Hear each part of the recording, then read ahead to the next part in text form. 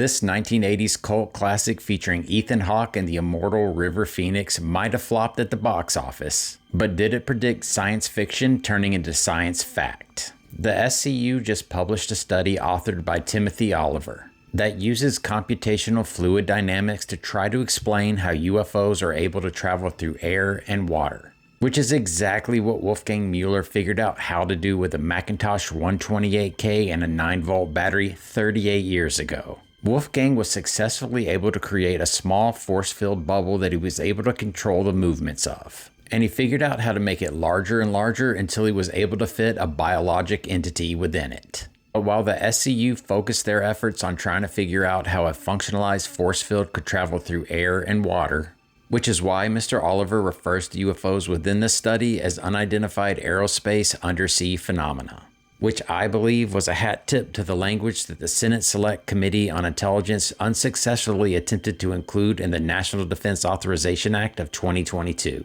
But in 1985, Wolfgang was instantaneously accelerating his force field through the air, traveling into space, and blasting through the Earth faster than a vegan through a Publix deli department.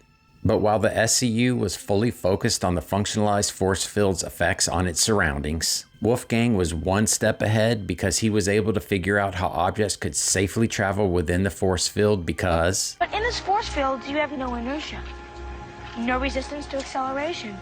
You can start, speed up, stop without slowing down, and basically, you won't get squished.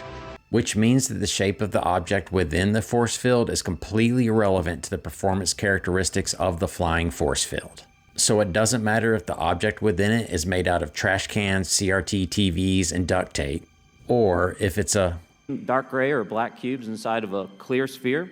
The overall flight characteristics of the force field will be the same. So go check out the SCU's new study and make sure you go watch and enjoy The Explorers.